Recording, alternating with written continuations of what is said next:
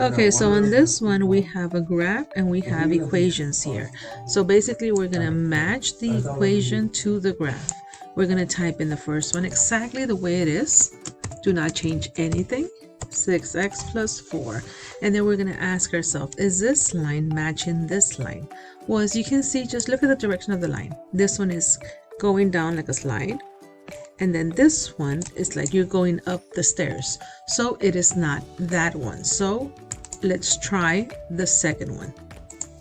The second one is g of x equals 4x minus 2 divided by 3.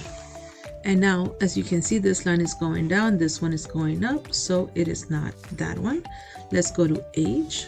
So I'm going to be a little bit lazy. I'm not going to delete the g of x. I'm just going to put in negative 3 divided by 2 to the right, x plus 6. Now, the direction of the line, this one is going down, this one is going down.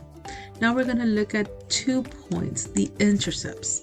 Basically, this one is crossing the y-axis at 4. And on this one, I'm not going to count each one. There's an easier way of doing this. So if I click on the line, there's going to be 2 dots that I'm going to be looking for. If I click on this one is saying it's crossing this line at 6. This one is crossing at 4. So automatically, because they do not match, this one is not the answer. So I'm going to go to the next one.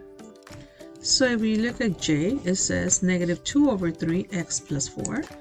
So negative 2 divided by 3x plus 4. So now this one is crossing right here at 4. If I click on the line, this one is crossing right here at 4. And then the other one is crossing right here at 6. So I just click on the other point, and that one is 6. So I found my answer, which was J.